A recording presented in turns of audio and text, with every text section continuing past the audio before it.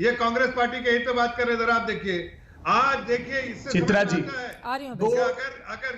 अगर ये हरकत रही दो दिन पहले ही तो ये हरकत रही तो उससे समझ में आता है ये घड़ियालू आंसू में झूठ फैलाने के लिए घड़ियालू आंसू है, ये घड़ियालू आंसू घड़ियाली आंसू तो 2 दिन पहले देखे देश में, देश के हित में बात जब हजारों देश के हित में अभी तो देखिए आपको बोला क्या मेरे आगे बोलने के लिए यही सीख क्या है, मैं तो नहीं बोल रहा था। देखिए आपको समझ में आता है, आप जो प्रीच करते हैं वो आप खुद फॉलो नहीं करते हैं, प्रैक्टिस कीजिए पहले। अगर जो आप बताते हैं वो खुद प्रैक्टिस करते हैं ना तो लोग समझते हैं आप झूठे हैं, घड़ियालू आंसू है, राजनीति करने के लिए कोई कोशिश नहीं छोड़ रहे आप। लेकिन समझ लीजिए, आप समझ लीजिए, देश की जनता ने समझ लिया है कि वो लोग हैं जो नासूर की तरह है देश के लिए। आप नासूर हैं, आप देश के लिए नासूर है, इसलिए कि आप देश को खोखला करना चाहते हैं, देश के जनता के हित में नहीं,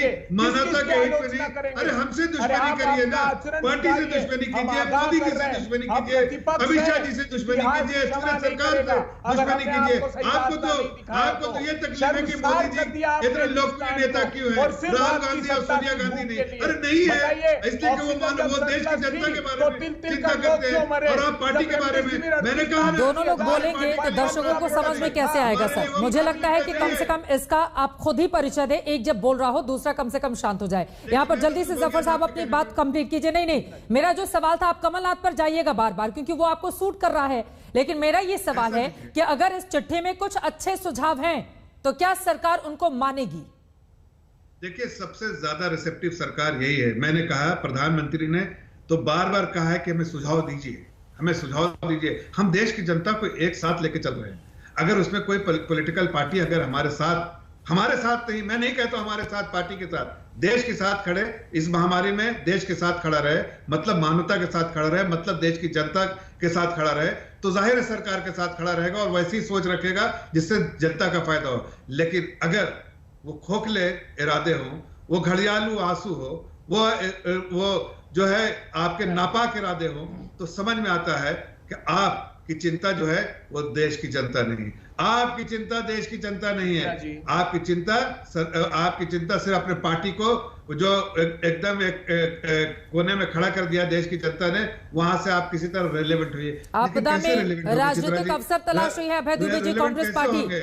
और साथ ही आप दीजिए ना कोई एग्जाम्पल सर। ये चिट्ठी पर लिख देना तो बहुत आसान होता है, वो तो टाइप करके आदमी 5-10 मिनट में तैयार करके भेज देगा। ट्वीट कर देना भी 30 सेकंड का काम है कि किसी भी मुद्दे पर हम सरकार को घेरते हुए ट्वीट कर दें सर। लेकिन आप एग्जांपल दीजिए ना, अपना कोई राज्य बताइए जहां पर बहुत अच्छा काम हुआ हो, ब्लैक फंगस को लेकर बहुत इंतजाम हुए हो। ठीक है, अबे दुबे को एक बार बोलिए। ठीक है सर, चित्रा जी, एक राय बरेली को आप ले लेंगे तो बाकी बताइए ना जितने जीते हैं वहां पर क्या हुआ। बोलिए ठीक है, सुन लीजिए प्लीज। भारतीय जनता पार्टी को चिंता है सिर्फ उनकी छवि को धूमिल होने की। ये नहीं जानते कि देश के नागरिकों की रोशनी धूमिल हो रही है। जफर इस्लाम साहब, उनकी रोशनी धूमिल हो रही है, उनके प्राणों की आहुति हो रही है आपकी नासमझी की वजह से। मुझे बताइए, क्या सीरम इंस्टीट्यूट ऑफ इंडिया ने आपकी नासमझी पर चिट्ठी नहीं लिखी थी आपकी भारतीय जनता पार्टी की सरकार को? और सीरम इंस्टीट्यूट ने क्या पहली बार चिट्ठी लिखी है आपको? प्लीज एक करके अपनी बात रखिए। जफर साहब एक बार सुन तो लीजिए।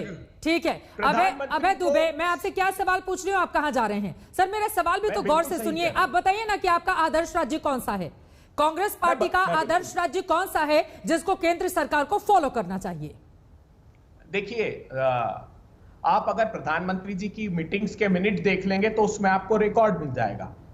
प्रधानमंत्री जी ने सबसे पहले राजस्थान की तारीफ की, उसके बाद इस बात की प्रशंसा हुई, सुनिए, उसके बाद इस बात की प्रशंसा हुई कि छत्तीसगढ़ में सबसे अधिक वैक्सीनेशन हुआ। हमारे स्टेट्स का टेस्टिंग उठाकर देख लीजिए परसेंटेज का। जफर साहब, उनकी बात समझ में नहीं आएगी, एक बार सुन तो लीजिए फिर आप बोलिएगा। अपनी बारी आने पर जफर साहब प्लीज आप बोलिएगा, एक बार उनकी बात पूरी हो रही है। मेडिसिन की अवेलेबिलिटी हमारे यहाँ सुलभता से है। राजस्थान वो पहला स्टेट है जिसने एम्फोटेरिसिन बी को सब लोगों को उपलब्ध कराने का बीड़ा उठाया। ये चाहिए था प्रधानमंत्री जी को। आप छवि की चिंता कर रहे हैं, छवि धूमिल नहीं हो रही है, इस देश की रोशनी धूमिल हो रही है। मुझे बताइए ना आप, जब आज तक 6 महीने पहले कह सकता है तो आपने तैयारी क्यों नहीं की? सीरम